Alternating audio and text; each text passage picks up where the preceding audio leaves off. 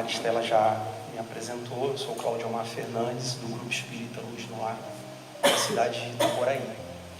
E mais uma vez, muito obrigado pelo convite, né, de estarmos aqui. Somos apenas um dificultador, né, para poder trazer reflexões da doutrina espírita, nada novo, apenas para que a gente possa pensar, refletir e trocar aqui ideias sobre esse tema que é tão importante, que é sobre a família, né? E que já por si só já é um desafio.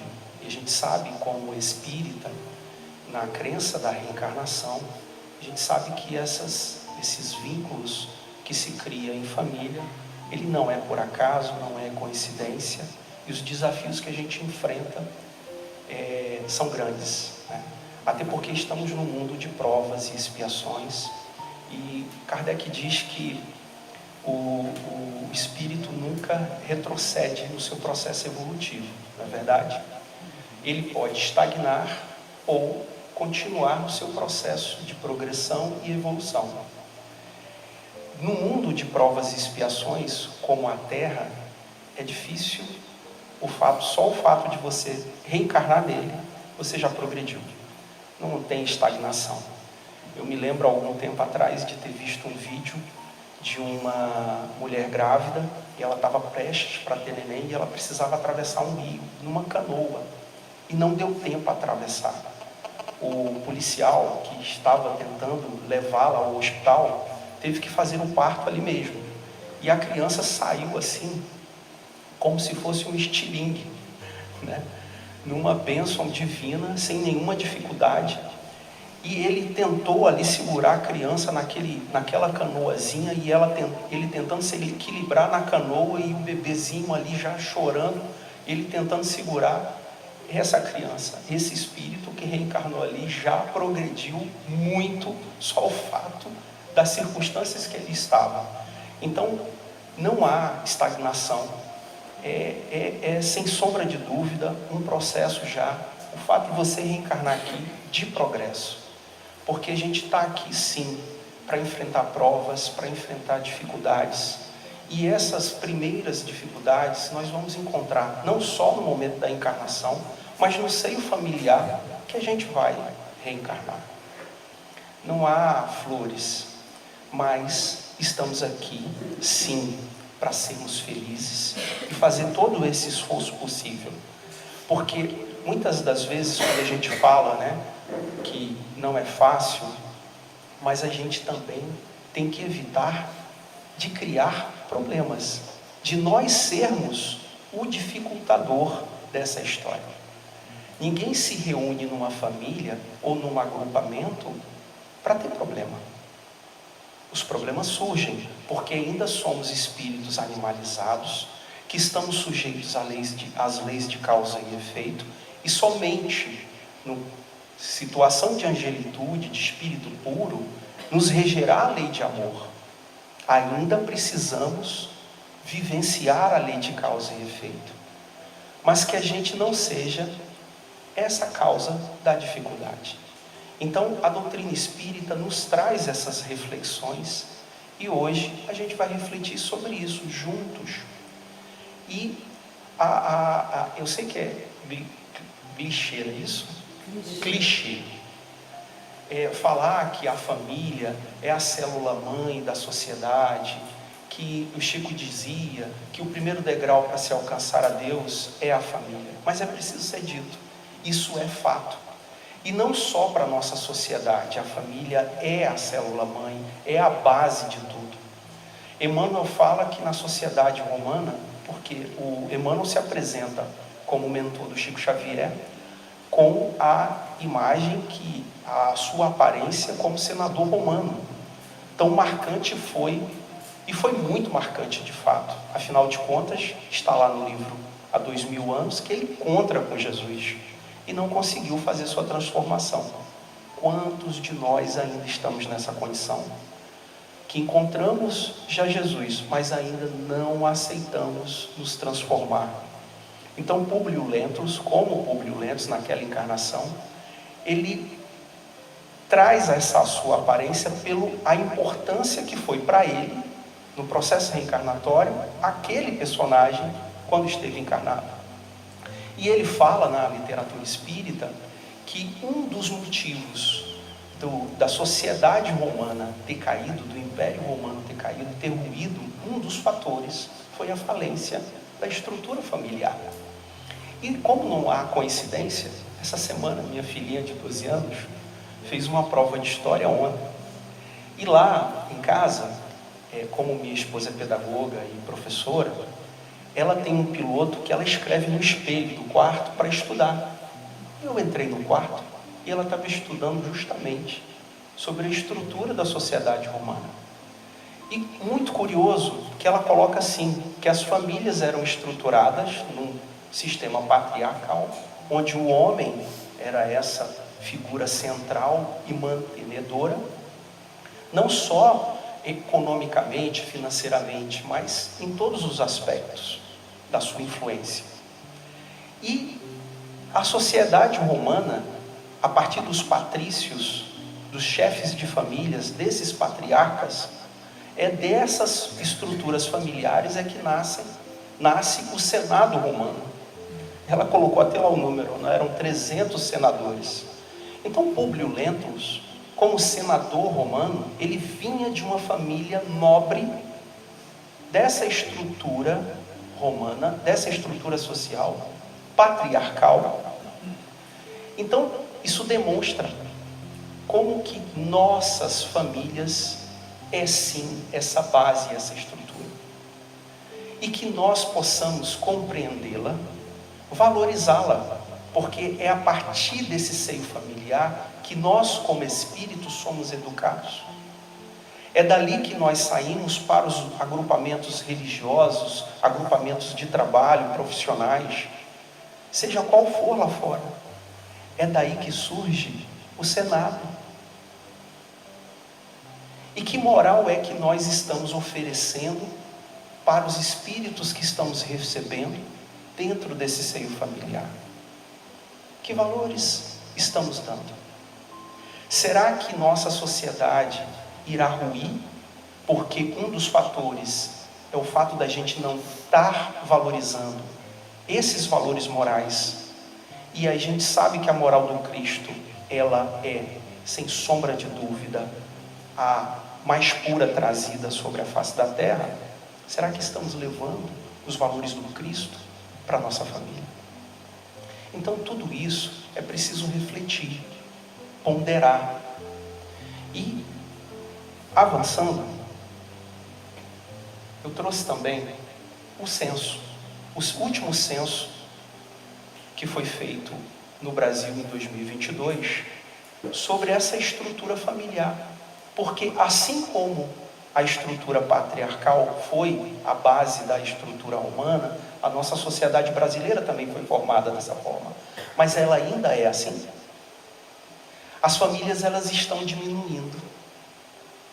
Hoje, para vocês terem uma noção, o país está encolhendo. Já tem menos de 3 pessoas por domicílio no Brasil. Hoje somos em torno de 210 milhões de pessoas. E as famílias estão diminuindo. No Nordeste ainda tem essa média de 2,79 pessoas por domicílio, estrutura familiar. No Sul tem diminuído cada vez mais. Será que isso significa que a família vai desaparecer? Qual o conceito de família que temos hoje?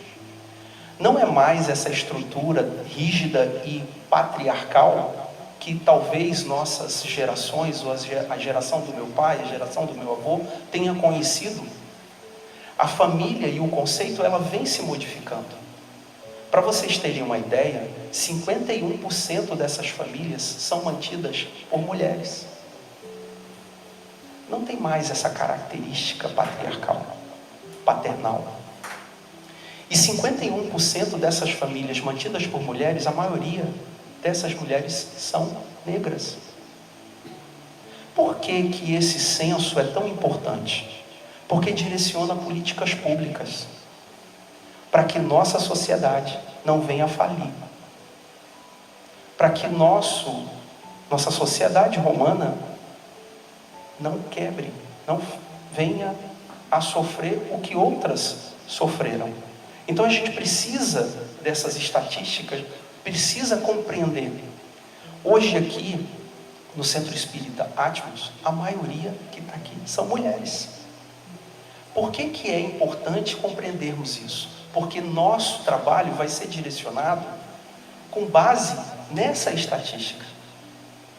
Não adianta querer, dentro da casa espírita, voltar o estudo aqui, por esse recorte, tá, gente? Não estou dizendo pelo histórico, porque essa estatística é e tem que se dar uma continuidade.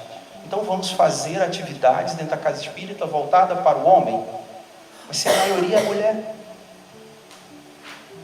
Fazer atividades mais voltadas para os jovens, se a maioria já são adultos. A importância do censo é isso, é a gente direcionar essas atividades. Então a nossa sociedade brasileira está mudando, está em transformação. O conceito de família, a união dela é muito mais pela relação afetiva, socioafetiva, do que simplesmente o padrão rígido de consanguíneo.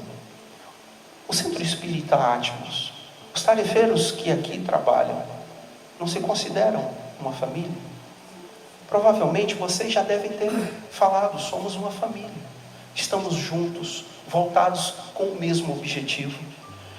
É uma família, até aqueles que não são consanguíneos estão reunidos numa coabitação. Isso é família. Mas essa família estruturada, como nós conhecemos, ela está diminuindo. Mas ela vai falir? Não. Ela vai ser ressignificada. E é preciso que a gente compreenda isso. Não é mais o mesmo padrão que conhecemos. E é fácil entender essa diminuição. O meu avô paterno teve 15 filhos. Era uma família que vivia na zona rural, dependia de mão de obra. Então ter bastante filho era importante para a manutenção da própria família. O meu pai, quando jovem, saiu com seu pai da zona rural, foi para a área urbana, teve 4 filhos. Eu tenho 2 filhos. Isso é tão fácil perceber que realmente está diminuindo.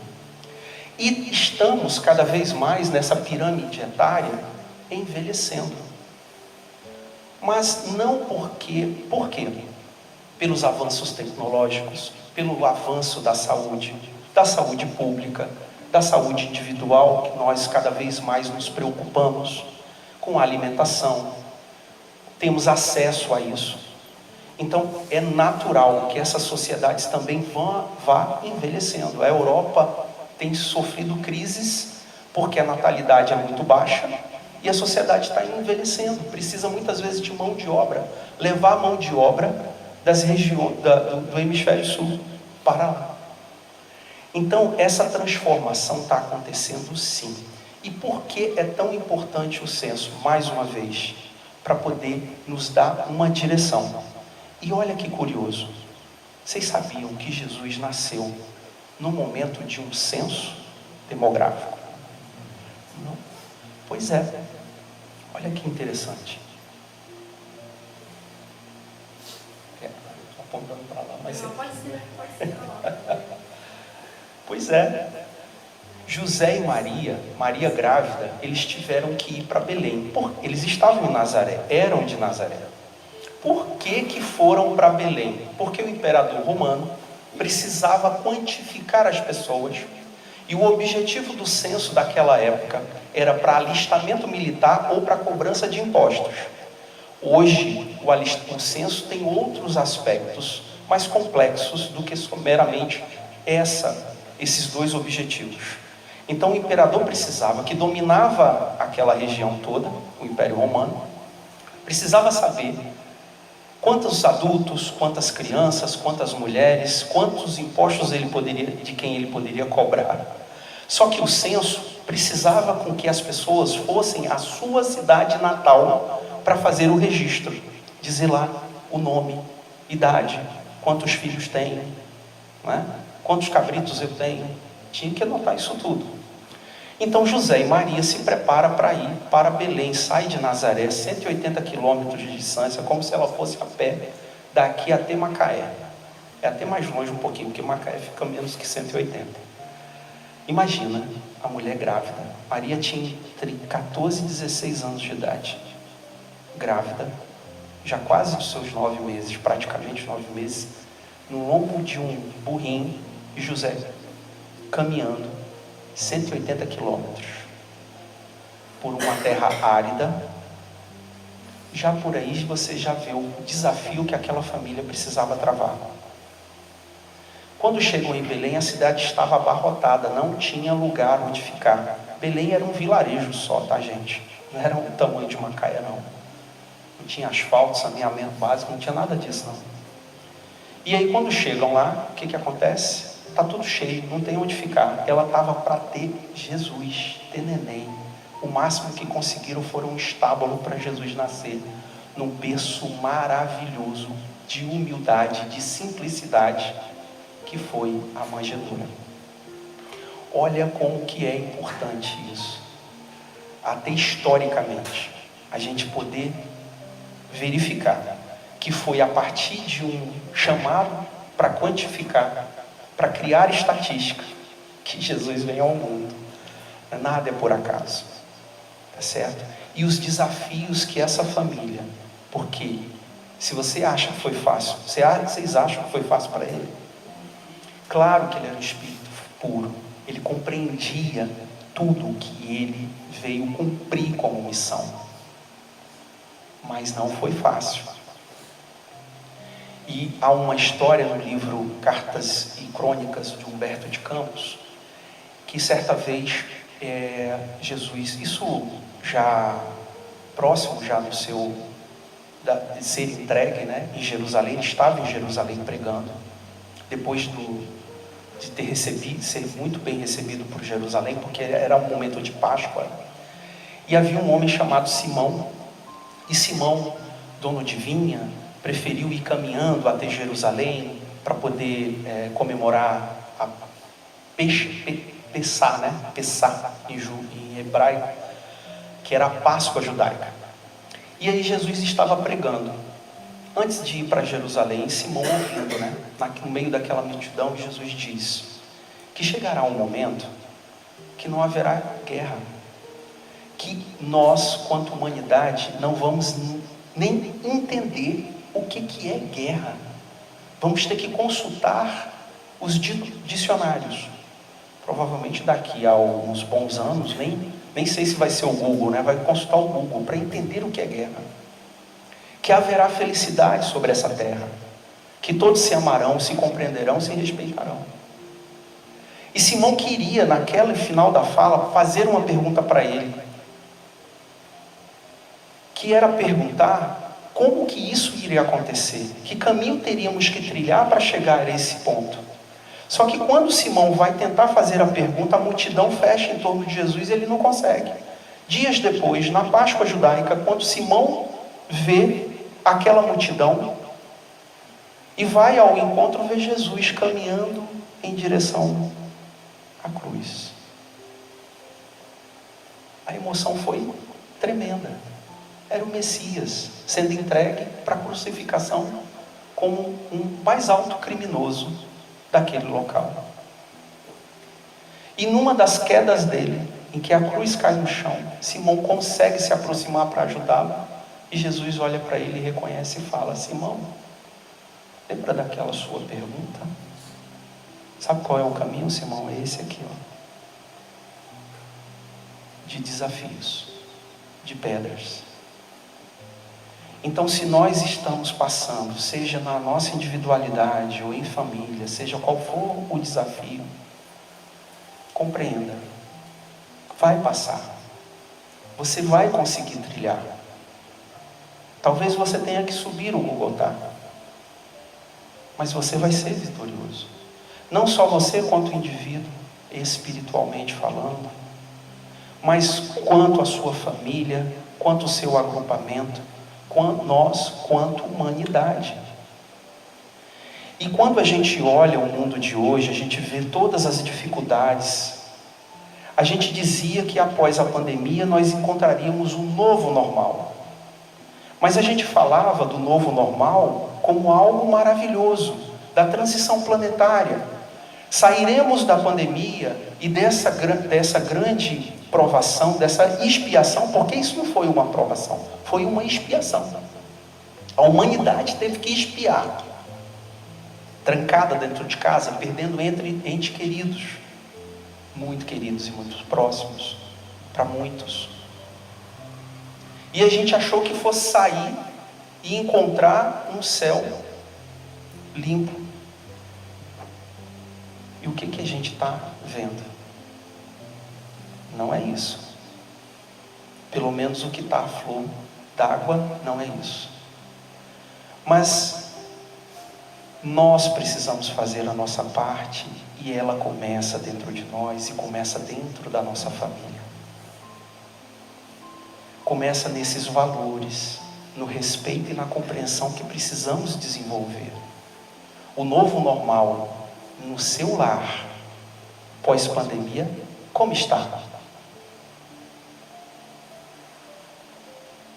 É essa a reflexão que você precisa fazer. Porque eu não vou conseguir resolver a guerra na Ucrânia e Rússia. Eu não vou conseguir mudar o outro que está no comando de nações. Eu não vou conseguir mudar nem mesmo o meu filho e a minha filha.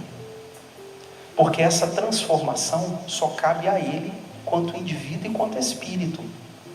Eu só posso mudar a mim mesmo. E posso ajudar na mudança do outro através do meu exemplo. E é isso que nós precisamos desenvolver em nossos lares. Para continuar, aqui. Olha o que Kardec fala. Eu só vou colocar esse aqui primeiro. Qual seria para a sociedade o resultado do relaxamento dos laços de família? Um agravamento do egoísmo. Por isso, mais uma vez, as famílias podem estar diminuindo, mas elas não vão deixar de existir. Elas vão ser ressignificadas em suas estruturas, em suas bases. Mas o que nos une como família é as relações socioafetivas, são o amor que desenvolvemos um pelo outro. Talvez eu possa morar até sozinho, mas eu posso vir aqui e comungar afetivamente dessa família. Eu posso ir para o meu trabalho e comungar afetivamente daquela família, naquele momento em que lá estou, com aquelas pessoas. Eu trabalho nessa área corporativa, e já trabalhei em alguns momentos com gestão e consultoria de pessoas, de empresa. E eu nunca fui muito afeto, e ainda não sou, no mundo corporativo, de discursos de chefes que dizem, somos uma família. Porque muitas vezes isso é da boca para fora. Ser família tem conflito? Tem. Precisa ter conflito? Precisa, tá, gente? O conflito moderado. Porque a individualidade de cada um é única, é sua. Suas experiências são suas. Você se construiu e é diferente do outro por conta dessas vidas sucessivas e das escolhas que você faz como livre como espírito. Então você tem sua individualidade. Eu não preciso concordar com tudo que o outro diz, mas esse conflito não pode passar da moderação. Eu posso debater com você uma ideia, mas eu não preciso querer acabar com você e transformar você num inimigo e num adversário na minha vida. Porque Jesus fala exatamente o contrário. Quando ele vê aquele que vai fazer a oferenda no altar, o que ele diz? Deixa, antes de colocar a sua oferenda no altar, a sua oferta no altar, vá antes e reconcilie-se com seu adversário, enquanto caminha com ele. Ele pede para que a gente reconcilie. Ele no Sermão do Monte, ele fala, porque estava na lei judaica, que nós devemos amar os amigos e odiar os inimigos. Eu vos falo, ame vossos amigos e ame vossos inimigos, e orai por aqueles que vos caluniam e perseguem. Então, dentro de família, a gente precisa desenvolver essa reconciliação, porque você não está reunido lá por acaso, é por um motivo. E quando Jesus alarga, amplia o conceito de família, naquela época ele já faz isso. Ele, quando os irmãos dele e Maria vai atrás dele em Cafarnaum, ficava a alguns quilômetros de Nazaré, em que ele já estava em seu ministério, trazendo as mensagens do alto, aquela multidão e os irmãos, que eram 4. Maria, depois de Jesus, teve 4 filhos. Tentam lá tirar ele daquele lugar, porque os irmãos não concordavam, não achavam, não é possível. Ele não é o Messias, esse Jesus não está bem. Maria sabia. E aí, o que ele fala quando vão atrás dele? Quem são meus irmãos e quem é a minha mãe? Todos vocês são meus irmãos. Todas vocês são minha mãe. Ele alarga, amplia o conceito de família e nos coloca todos como filhos de Deus e seu irmão. E eu me lembro, há alguns bons anos atrás, num segmento religioso que minha irmã participava, e eu ouvia o orientador dizer que nós éramos criaturas. Claudiomar, você só vai ser considerado filho de Deus quando você aceitar fazer parte do nosso agrupamento. Aí eu, mas rapaz, eu sou criatura? Você é criatura. Eu falei, então tá bom, fazer o que, né? Se eu sou, eu sou. E eu achando que eu já era filho. Todos nós somos filhos de Deus, criados por esse Pai maravilhoso, e quem diz isso é Jesus. Quem dizer o contrário está equivocado. Quer te levar para um lugar que não é o correto. Somos filhos, sim, somos queridos e amados por esse Pai. Ele te criou especialmente, se dedicou à sua criação. Ele é o Pai que te ama, que quer o seu bem, não quer te castigar, não vai te fazer mal algum, quer vê-lo face a face novamente frente a Ele, como um dia na sua criação você ouviu. Somos amados, somos parte dessa família universal, nesse universo infinito, de infinitas possibilidades. E outra, tem uma notícia para vocês: vocês não têm fim. Nós não temos fim, só tivemos o início. Somos espíritos imortais infinitos. E para quem aqui é da antiga, que já assistiu um filme chamado Highlander, eu adorava aquele filme, né? Porque eu falava, gente, eu queria ser imortal. Quando eu descobri isso, eu falei, caramba, eu sou um Highlander. Eu sou um guerreiro. Brincadeiras à parte. E aí o que ele fala aqui, ó? Qual é o maior obstáculo ao progresso? O orgulho e o egoísmo. Refiro-me ao progresso moral, porquanto o intelectual se efetua sempre. Então, se a família, esse conceito de família, se a família deixa de existir, se é um agravamento do orgulho e do egoísmo, seria o nosso fim. Não é isso que o Pai quer. Ele só quer o nosso bem. E compreender isso, essa imortalidade, compreender as vidas sucessivas, compreender que não estamos reunidos por acaso, e que nós nos reunimos muito mais por afinidades do que antipatias. Porque a gente fala assim, né? E a gente escuta isso no meio espírita. Ih, rapaz, se reuniu porque tem problema. Não é assim? Em família, reencarnou naquela família porque é problemático. Eu que sinto muito. Vocês são afins. Todos são simpáticos uns aos outros. Hereditariamente, a gente puxa o pai e a mãe, não é assim? Eu tenho problema cardíaco porque a família da minha mãe tem. Tenho outros problemas de saúde, de sangue, porque a família do meu pai tem, não é assim? Isso é fácil. E no espírito, também funciona assim? Não.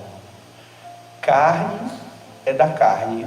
O que é do espírito não procede do espírito. Mas por que, Maristela, eu sou tão fofoqueiro igual a minha mãe? Por que eu sou tão teimoso igual o meu pai? Por que eu me pareço tanto com meu avô, que gostava de estudar? Por quê? Porque somente espíritos afins e simpáticos uns aos outros. Porque Deus é tão bom que te coloca do lado para reencarnar frente ao seu espelho. Olha como é que Deus é bom. Para te ajudar, para você olhar e se ver, para que o seu pai e sua mãe se vejam em você. Quantas vezes eu olho para o meu filho, hoje já um homem de 18 anos, eu olho para ele e falo, rapaz, mas eu fazia isso também. E o meu pai fala, rapaz, mas você se parece comigo nesse aspecto, com a sua mãe naquele, né? Para as mães, os filhos só puxam as coisas ruins dos pais, da família do pai, então, né? Isso você deve ter puxado a família ruim do seu pai. Minha mulher fala isso, né? Ainda bem que não está gravando, ela não vai ver. Mas não é ou não é? Mas é porque só espíritos afins e simpáticos se reúnem dentro do mesmo lar. Não é por acaso. E quando é muito diferente, o que a gente fala? Ovelha negra, não é? Porque Deus ainda te deu a oportunidade de você cuidar de alguém que é tão diferente de você, para que possa haver ali a extensão desses laços de família universal. É dessa forma que a nossa família universal vai se unindo e crescendo. Tá certo? E olha lá o que Kardec fala. Eu acho que esse é o próximo slide. Ah não, ainda eu pulei, ó gente. Então vamos lá, vamos para as perguntas. Como construir e manter a tão sonhada paz no lar? Como é que a gente pode fazer isso? Vocês têm ideia? Alguém pode me ajudar? Eu não sei. Não querendo ter razão. Não querendo ter razão? Oi? Tolerância, muito bom. Vamos ver a próxima pergunta. Atritos e desavenças no âmbito familiar. Como é que a gente pode superar? Oi? Perdoando, com amor, cedendo. Olha só, viu? Maristela não precisava ter vindo aqui para falar de família. Ou aturando. Ou aturando. Chico falava isso, né? E aí tem uma coisa interessante, porque a reconciliação, aí é uma reflexão. Qual é o ponto inicial da reconciliação? O silêncio. É isso. Chico não falava, né, que tinha que colocar, encher a boca d'água para você ficar calado. É o silêncio. Para que você evite o atrito, o conflito, para que haja tempo de reflexão. Quantas vezes, em família mesmo, eu procurei também fazer isso, o outro também procurou. Lá em casa a gente tem um combinado, eu e a patroa, né? Olha, perceber que está nervoso, não fica não, porque aí não vai dar certo. E quando eu percebo que ela está nervosa, eu me recolho. Porque senão você não consegue conviver. Porque é normal que você saia muitas vezes do eixo, que você se estresse, que você se aborreça. Muitas vezes isso é hormonal, é orgânico. Não é verdade? Quanto hoje não tem se falado da perimenopausa, da menopausa na mulher? Graças a Deus isso está sendo cada vez mais divulgado, isso está sendo falado, noticiado. Mulheres estão tendo a coragem de falar sobre isso. Isso é orgânico. Se a gente não compreender isso, oi? A andropausa também. Pois é. Os homens também passam por isso. Se a gente não buscar compreensão, entender isso, como lidar? Não tem como. Não é verdade? Então começa no silêncio. Será possível encontrar no lar o suporte necessário à superação das aflições cotidianas? Com todos os desafios que passamos, as dificuldades, é possível? É? Vocês encontram nos seus lares, não precisa responder, esse apoio para essas aflições cotidianas? Um ombro amigo, um abraço, um sorriso? Que bom! É isso que faz com que a gente supere essas dificuldades e os desafios. E aí, o slide que eu tinha antecipado. Os espíritos que encarnam numa mesma família são, na maioria das vezes, espíritos simpáticos. Mas também pode acontecer que sejam completamente estranhos uns aos outros, divididos por antipatias igualmente anteriores, a fim de lhes servir de provação. E o clássico que todo mundo coloca nas palestras espíritas e não tem muito como fugir disso, que é o livro Missionários da Luz, a reencarnação de quem? De Segismundo, na família de Raquel e Adelino. Segismundo, numa encarnação anterior, assassinou Adelino num duelo, competindo por Raquel, e ele desvia Raquel. O que acontece na encarnação seguinte? Raquel e Adelino se casam, formam uma família e recebem Segismundo como filho, num processo reencarnatório descrito em Missionários da Luz, apoiado pelos construtores espirituais, numa demonstração sem dúvida de reencarnação de sucesso. Nem todas são assim. Nem todas são assim. E Adelino, que repelia a chegada do Segismundo, o que os construtores e orientadores espirituais e André Luiz acompanham o que é feito? Na emancipação da alma, durante o sono de Adelino, o que fizeram? Aproximaram Segismundo, conversaram ali, com o apoio de Raquel, que já aceita receber aquele filho. Parece história irreal, não é assim? Então vou contar a minha. A minha filha tem 12 anos. Quando a minha esposa engravidou, é a segunda filha. Tenho 2 filhos, eu tenho o Arthur e a Carolina. Olha, minha esposa grávida, ela odiava que eu ficasse perto dela. Ela enjoava, não queria me ver. Quando eu estava longe dela no trabalho, ela me mandava mensagem ou me ligava dizendo que estava com saudade. Chegava em casa, acabava a saudade. Como nós somos espíritas e tivemos a grata felicidade de ter um acompanhamento de uma psicóloga, psicoterapeuta, durante a gravidez dela, porque não foi uma gravidez fácil. A Carolina não queria reencarnar. Ela teve que ficar meses em casa em repouso, por conta de problemas orgânicos. Uma dificuldade muito grande. E aí, descobrimos que havia ali, entre eu e ela, quase um Segismundo e um Adelino. Não sei o porquê do passado, mas comecei a conversar enquanto minha esposa estava grávida. Comecei a conversar com aquele espírito durante a gestação. Mas não só foi aí a coisa, não. Ela nasceu com problemas graves de saúde renal. Com 2 meses de nascida, ela teve que passar por uma cirurgia, retirou 60% do rim esquerdo dela, para vocês terem uma noção. E eu continuava tendo que conversar com ela, orar sob essa orientação dessa psicoterapeuta espírita, compreendendo o processo reencarnatório. Hoje, ela com 12 anos, hoje nós nos damos muito bem. Ela até confessa coisas do dia a dia da vida dela.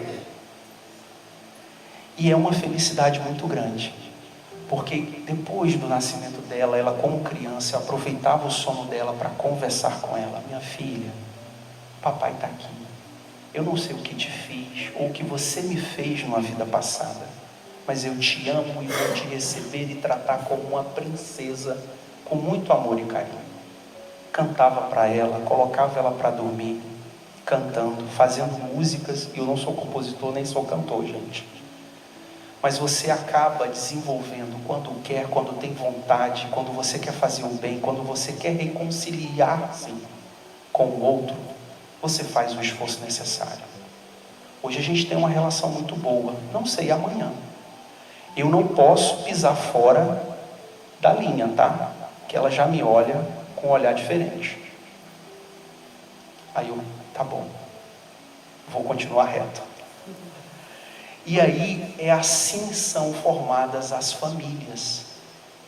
Essa reconciliação que Jesus pede para que a gente faça. Se nós não fizermos enquanto estamos caminhando, faremos, porque Deus é misericordioso. E eu agradeço todos os dias a Deus pela oportunidade de tê-la aqui. Não importa o que foi no passado. O que importa é daqui para frente. O que eu vou fazer daqui para frente. Com ela e ela comigo. E isso só se dá, como vocês falaram aqui, com muito amor, com compreensão, com respeito. Não é verdade? E avançando. Olha o que eu gostaria de trazer algumas propostas. Estou com medo do tempo, mas vai dar tempo. Repensando a família. Respeitar a individualidade e personalidade de cada um. Aprender a ouvir antes de falar. Agir com indulgência. É fundamental não produzir desentendimentos. Devemos lembrar que estamos tentando melhorar a vida em família e não piorá-la. O objetivo não é piorar o convívio, é melhorar. Reconhecer as próprias falhas e fazer o que estiver ao seu alcance para corrigi-las. Conscientizar-se da importância dessa missão. Evitar criticar o errado e sim orientar. Longe de eu trazer aqui regras ou dicas, mas são pontos que nos levam à reflexão na mudança de comportamento que precisamos ter. Não é verdade? Olha o que Emmanuel traz. É impossível auxiliar o mundo quando ainda não conseguimos ser úteis, nem mesmo a uma casa pequena, aquela em que a vontade do Pai nos situou a título precário. Como eu vou mudar o mundo se eu não consigo me modificar dentro de casa? É fácil ser bom na casa espírita. É muito fácil. É muito fácil colocarmos a auréola de humildade e simplicidade. Mas em casa, no dia a dia, não é fácil. Mas é lá que a gente tem que fazer isso. A caminho de Jesus, será útil abandonar a esfera de maledicências e incompreensões da parentela e pautar os atos na execução do dever mais sublime, sem esmorecer na exemplificação. Porquanto, assim o aprendiz fiel estará exortando-a, sem palavras, a participar dos direitos da família maior, que é a do Cristo Jesus. Como eu disse para vocês, eu trabalho nesse mundo corporativo e durante um tempo eu trabalhei nessa temática, blindagem patrimonial de famílias. É o que se chama de hold familiar, ou seguro familiar de proteção. As famílias acabam adquirindo pelo mundo corporativo bens materiais e muitas vezes ela precisa proteger isso para evitar um inventário. Não existe blindagem patrimonial, existe proteção para que você facilite o processo, muitas vezes, de sucessão dentro das empresas, do mundo corporativo, a transmissão de bens. Isso realmente não existe. a blindagem patrimonial. Materialmente, a gente consegue fazer a proteção. Mas eu quero perguntar a vocês, existe blindagem espiritual? Sim? Existe. Mais do que uma proteção, existe a blindagem. E essa blindagem espiritual do seu lar, da sua família, ela acontece através da nossa transformação, através da nossa mudança, da nossa exemplificação no bem. E tem uma outra receitinha também. Qual é? Todo mundo aqui já conhece, não tem mistério. Oi?